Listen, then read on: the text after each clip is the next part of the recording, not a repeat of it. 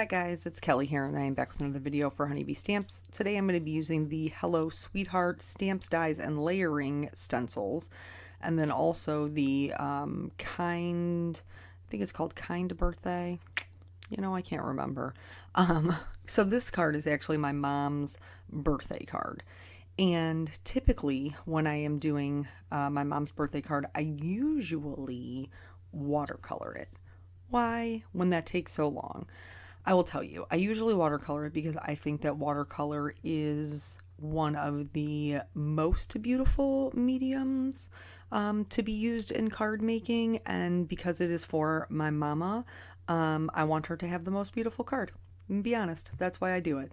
And so, because our life is kind of so hectic right now, I am actually going to be doing a watercolor cheat. Is a cheat.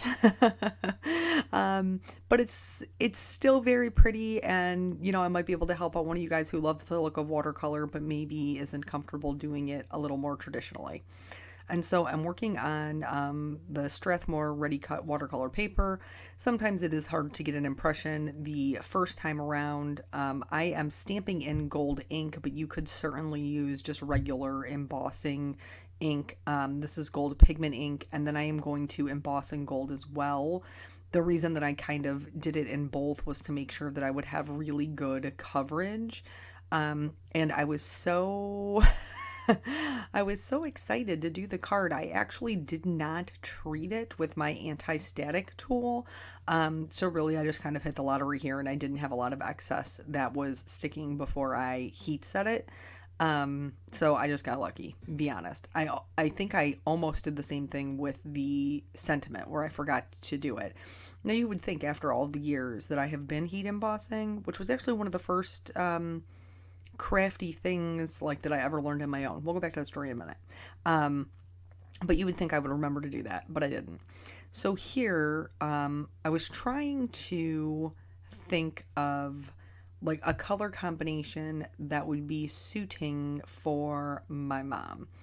And what I came up with, now my mama doesn't like green. Okay, be real with you, she doesn't. But leaves are green. That's life, Mom. I'm sorry, it is.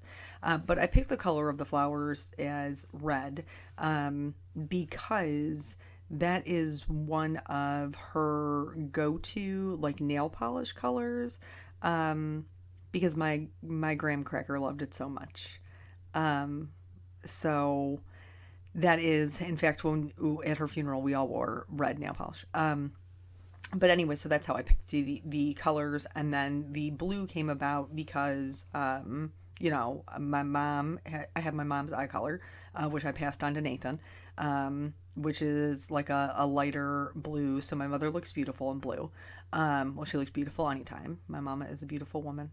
But particularly in blue, it's kind of, like when you really want to look fancy, you wear your special color. Ours is blue. And so that's how I picked my color scheme. And these, you saw me do this before. If you did not see the video of the first time I used this stamp die stencil set, I did all of my sheeting with Distress ink. I didn't use any Copic markers. And honestly, I still have not colored this thing with Copics.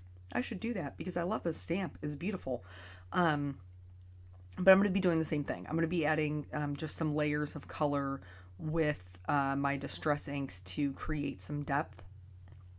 And you could just leave it this way. If you don't love the watercolor look, this will achieve a beautiful depth of color with no actual like marker, colored pencil, traditional coloring medium. But I did the several colors because I wanted the color variation in my watercolor. So I wanted there to be a couple of colors in there for when we add the water. And so that's what we're doing here. So my original story. So the first time I ever heat embossed, I had no idea what I was doing. No clue. All of my, and people ask all the time, like, did you go to art school or whatever? And like, no, I just sat down and figured it out. I really, when my sister got married, I made her invitations to her oh my gosh, I almost said baby shower. What? We're talking about weddings, Kelly. Get on with it. To her wedding shower. I wanted to make her invitations. And so I did. And my best friend was helping me. And we were at like Joann's or, something like that because I didn't know anything about crafts. I was not a stamper. I was a scrapbooker. That's how I started. And so I was like, surely we can figure this out. And so, in talking to one of the people who worked there, we were talking about like maybe a way that we could decorate the envelope, or something like that. And she, had suggested heat embossing. And I have always been a cheap chicken. That is, that is still not changed. And so I'm standing there and I'm looking at like the embossing stuff and I'm like, okay, well, you need the special ink, and then you obviously need a stamp, and you have to get this special powder and the embossing gun. And talking to her, she was like, well, you can use the gun or you can use like a hair dryer. So my cheap chicken brain was like, well, I already own a hair dryer. I mean, I live in a house with, well, myself, two sisters, and my mother. There's four girls. Like, you think we didn't have multiple hair dryers? We did. Um, and so I was like, okay, well, that's what I'm going with. So I picked up this embossing powder. I don't even remember what company it was by, but it was a beautiful embossing powder, and her colors were like a dusty lilac and like a light lavender color. And so the embossing powder that I picked was like a purplish. When you heated it up, it was multicolored. It was like a multi-chrome embossing powder. And now that I know what I'm doing, I really wish that I still had it. I don't know what happened to it. But we found this cute little rubber stamp, like the wooden mounted rubber stamps, and it said "Getting Hitched" with these little bells. And so I purchased that, and probably like my first pad of Versamark ever in my life. And then this embossing powder. And so my best friend and I sat in my parents' family room because I still lived at home. Well, I was like 18 at the time, and stamped and heat embossed all of these invitations for her wedding shower, to seal the envelopes with hair dryers. Yep, that's what we did. 100%. You know what? And it worked. It was long, but it worked. Now, obviously, I have a heat gun, which makes it substantially faster and much less messy. But yeah, that was funny time. So here, like, I didn't end up using the wilted violet, even though I showed it to you. I did use the picked raspberry, just again for the color variation. So here's where the faux watercoloring comes in. I have a number 2 round brush and just a little bit of water, and I'm gonna take that from the lightest portion, so the tips of like the petals or the tips of the leaves, and then I'm going to kind of pull that down into the base. If you start at the base and draw it out, it's very kind of a one note color. You kind of miss the variation. And that's okay if you're totally into that. That's fine. That's a pretty look too. But I wanted there to be that color variation. I'm not adding very much water, because I don't need it. That's the reality of it. I don't need it. I just need enough to get the pigment to move. And as you can see, as we add the water, the pigment is much bolder, but it will not stay that way. If you add too much water, by all means, feel free to blot it up with a clean paper towel. If you don't feel like you have enough color variation, then go in there and blot with a paper towel. You will lift up pigment as well. You'll see, once I get the water added to everything, I am going to do a little bit of that, just because I felt like I was getting a little bit of, a one note kind of look, which I was not a fan of. But so I'm just going over this. I don't have to worry about, working next to two color or 2 areas that are wet, because the heat embossing kind of keeps everything in its own little area, but mostly because everything, like as far as the petals, they're all done with the same colors. And then once I'm done with all of those, just because you do pick up pigment on your brush, I'm gonna rinse it off, and then I'm gonna go back in and do the leaves and do all of the green areas at the same time.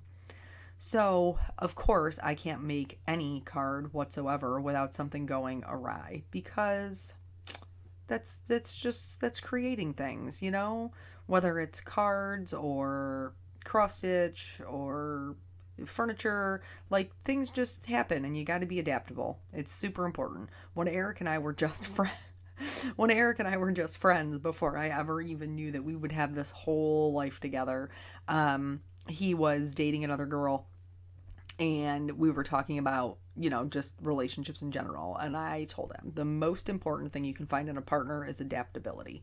And that's still true. Try to be adaptable. It's an important trait to have because almost nothing is going to go the way you expect it. You got to be prepared for that. So here, what I'm doing is I originally had planned on doing kind of like a washy background with some splatters, which in hindsight is not really my mom's vibe. I'm going to be honest. She's not like a messy paint person. But that was my original plan. So I was just going to fill in the in between spaces with this is Salty Ocean. You know, Blue is my boyfriend. I love him so.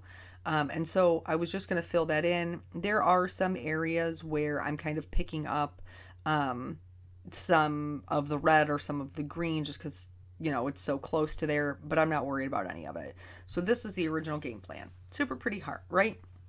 Now I wanted to bring the blue out a little bit to create that background. How I'm going to do that is I'm going to lay down this wash of just clean water, and then I'm going to keep the blue really tight, like tightly up against my heart, and I'm going to let it spread out.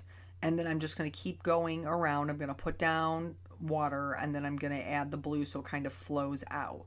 Now, if you don't want a super flowy look, you know, you'll add less water or just don't even outline it. You don't even do that part of it. Just keep it like tight in the center like I had before. Or if you want a much more flowy look, then you can add water to the entire background and just kind of let it do what it do. But you'll see when I start to do the spatters, there's two different ways that you can do it, and you'll be able to see both on this card.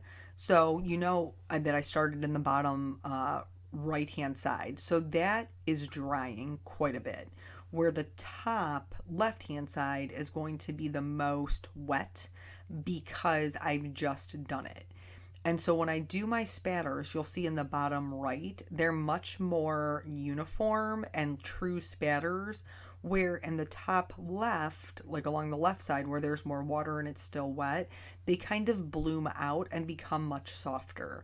So think about that. Any type of watercolor card that you're doing or any type of card where you're doing the splatters, think about what style of splatters you want. If you want a softer splatter, then do it while the water's wet. If you want something that's going to be a much harder edged and a much more uniform splatter, then you want to do it while it is a little bit more dry. And so here's where I'm going back in with my paper towel. You want to make sure that you're constantly kind of refolding it and blotting with a clean area, because if not, you'll deposit the ink back onto your paper where you don't want it. So you kind of constantly have to be, you know, flipping it around. So once I got it to where I was happy with it, I set it aside to dry, and now I'm going to work on the sentiment. And I decided I was going to do this in gold. This is the Strathmore watercolor paper, the ready cut. The one size I have is a 5x7. So I had already trimmed it down. Here's where I remembered. See, I told you I almost forgot again. I have already trimmed it down to a A2 size card, so 5.5 by 4.25. And this is the leftover piece of me trimming that. I'm just going to use it for my sentiment because sometimes it's hard to find a true white watercolor paper. They're all usually just a smidge off white, and so in order for that to match like kind of the texture and the things that I had going on, this was when I had my original game plan of using the white background. I wanted them to match. Now that didn't end up happening. Once this is heat set, I let it cool off, and then I'm going to go ahead and die cut it. I decided to also die cut out the heart because I didn't like the way the background looked. It just didn't look like my mama. Um, and you guys know, if you watch my videos, that my mom is wonderful, and she is supportive, and she does a million and one things for everybody, including myself and my kids and my husband and our family. And she's always just doing for other people, because she's amazing. And you've heard me talk about that quite a bit. Nothing's changed, folks. She's still pretty awesome. Like, still, helping me with my things, helping me with my children, just always there to do whatever she can. And I am just endlessly grateful that God chose her to be my mother. And I probably don't tell her that nearly often enough. But fortunately for me, my mom watches my videos, and so now she will know, Mama, how much I love you. So here I've die cut it out. I've decided I'm going to pop it up on foam and put it on this blue background, which I do think is much more much more fitting of my mom. It's a much cleaner look. And so I just popped that up on foam tape, and then I'm going to do the same thing with the sentiment. It says love you forever and always, which is obviously true. And then I'm going to, just so it's level, I'm going to put foam on the right hand side and then glue down the left hand side to my heart. And then I used this inside sentiments for the kindness, to stamp the inside of her card, which I believe I picked the one that says, I can't think of anybody else more deserving of a wonderful day. And it says something like that. And the reality is I can't, because she's, like I told you, wonderful, fantastic. I'm very, very blessed to have such a wonderful mother. Here, these are the basic gems from Honeybee, which you can tell I use a lot. Doesn't really doesn't really matter what kind of card it is. I love them. I still have the sequins. I don't use them as much, but so I used white to kind of pop off the blue background. I did go back in with a clear glitter pen because I love all things glitter, but be advised, this will reactivate your ink. So you can pick up some of it on your pen if you're intermingling different colored flowers. Just be aware of that. You might have to scribble it off in between, or if there's like a specific way that your watercolor looks that you totally love, you're kind of risking it. But yeah, so still looks like watercolor, but was so much faster, and I still have my color variation. So I was super happy with that. That is the whole card. I hope you guys learned a little bit of something. Maybe we'll try a little bit of something. And thank you so much for stopping by. I'll catch you on the next video. Bye.